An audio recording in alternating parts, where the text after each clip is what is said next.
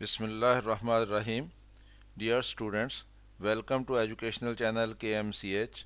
I am Khalid Mahmood from KMCH Physics Academy. Our subject is Physics of class 10th. We are solving its examples. Today we have to solve example number 14.4 of unit number 14. Unit number 14 is current electricity.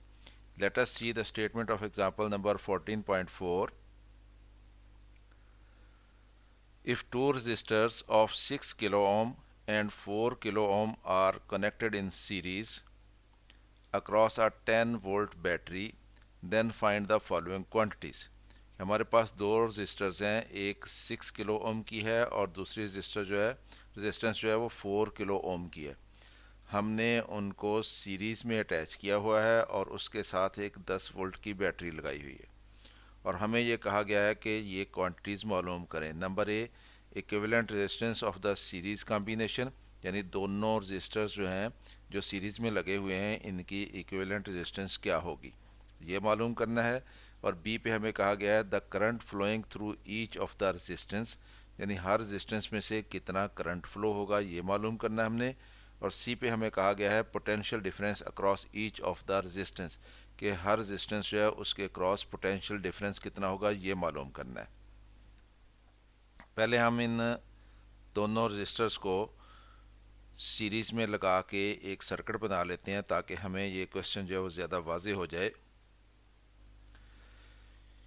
ये resistance R1 है, 6 kilo ohm की है, और ये resistance R2 है, 4 kilo ohm की है, और ये दोनों सीरीज़ में अटैच की गई हैं और इनके साथ ये 10 वोल्ट की बैटरी लगा दी गई है। तो ये सर्किट जो है ये शो कर रहा है कि R1 और R2 जो है वो सीरीज़ में अटैच हैं।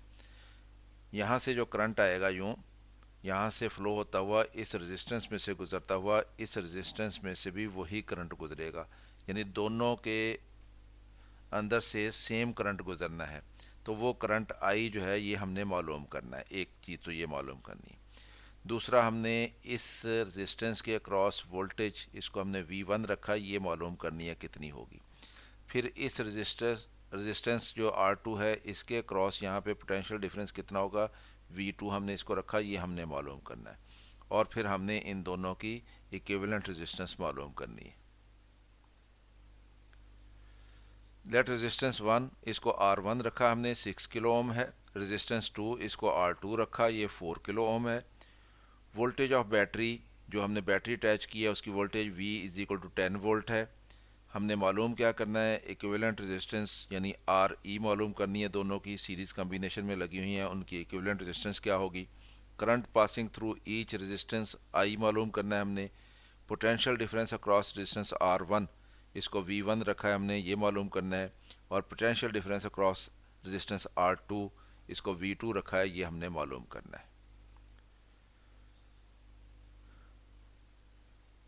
ए पार्ट सॉल्व करते हैं। To find equivalent resistance we know that, कि जब हमने सीरीज़ में रेजिस्टेंसेस अटैच की हों तो उनकी इक्विवेलेंट रेजिस्टेंस जो है वो उन रेजिस्टेंसेस को ऐड करके हासिल होती है। इसलिए RE बराबर होगा R1 प्लस R2 के। वैल्यूज़ पुट कर देते हैं। R1 है 6 किलो ओम प्लस R2 है 4 किलो ओम, तो ये 6 प्लस 4 ये 10 किलो ओम इक्विवेलेंट रेजिस्टेंस बन जाती है। बी पार्ट हल करते हैं। To find current passing through circuit, circuit में से करंट कितना पास होगा, ये इक्विवेलेंट रेजिस्टेंस हम यूज़ करेंगे और बैटरी की वोल्टेज यूज़ करेंगे और ओम्स लॉ अप्लाई करेंगे। ओम्स लॉ क्या होता है, V is equal to IR। तो हमने I मालूम करना है तो I is equal to V over R हो जाएगा। और R यहाँ पे कौन सा लगना है, इक्विवेलेंट रेजिस्टेंस लगनी है, यानी टोटल रेजिस्टेंस जो दोनों रेजिस्टेंसेज जो हैं उनकी जो सीरीज़ में क्योंकि लगी हुई हैं उनकी टोटल रेजिस्टेंस जो बनेगी। तो I is equal to V over RE, ये फार्मूला यूज़ करेंगे हम। V हमारे पास है 10 वोल्ट और RE है हमारे पास 10 किलो ओम, ये अभी हमने मालूम किया। तो ये 10 किलो ओम, किलो क्या होता है 10 की पावर 3 होती है, तो ये 10 इंटू 10 की पावर 3 ओम बन जाएगा। ये 10 और 10 आपस में डिवाइड होकर ये 1 बन जाएगा और ये 10 की पावर 3 जो है ये ऊपर जाके 10 की पावर -3 बन जाएगा। और वोल्ट ओवर ओम जो है ये करंट का यूनिट बनेगा, एम्पियर बनेगा।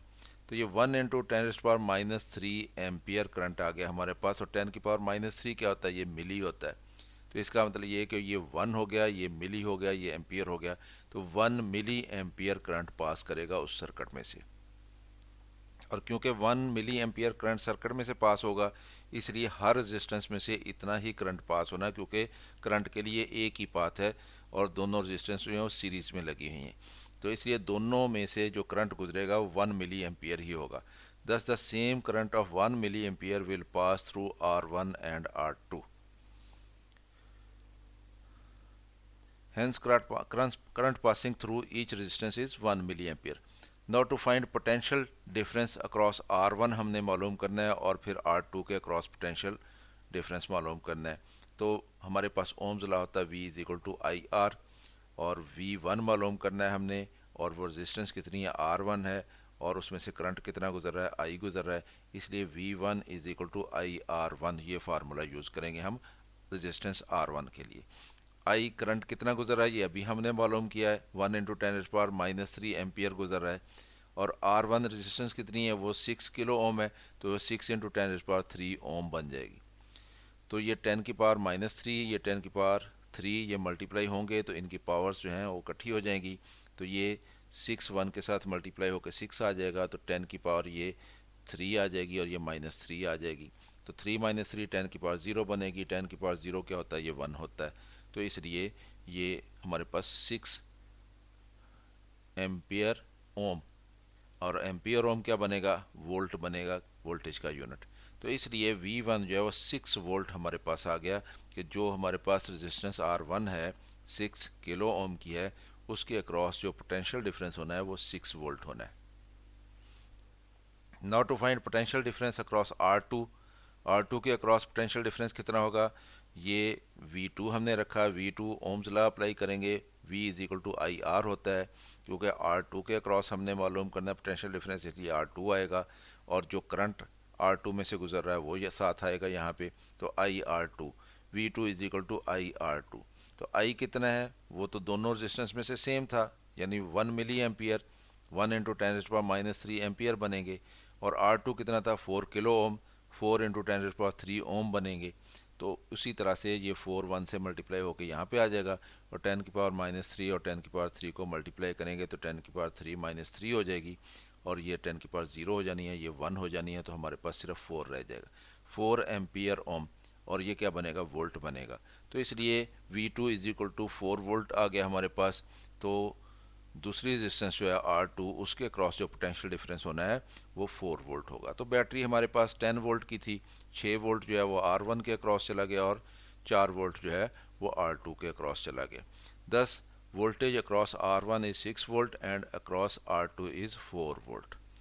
तो इस तरह से स्टूडेंट्स हमने इस क्वेश्चन को सॉल्व कर लिया। उम्मीद है आपको इसकी समझ आई होगी। ख़ुद भी देखें, दोस्तों के साथ वीडियो शेयर भी करें ताकि वो भी इससे फ़ायदा उठा सकें। वीडियो पसंद आए तो इसको लाइक कर लिया करें, और चैनल अगर अभी सब्सक्राइब नहीं किया तो इसको सब्सक्राइब कर लें ताकि आपको इस तरह की मज़ीद वीडियोज़ KMCH फिज़िक्स अकेडमी की तरफ से मिलती रहें। मेरी तरफ से अल्लाह हाफ़िज़, शाद रहें, आबाद रहें।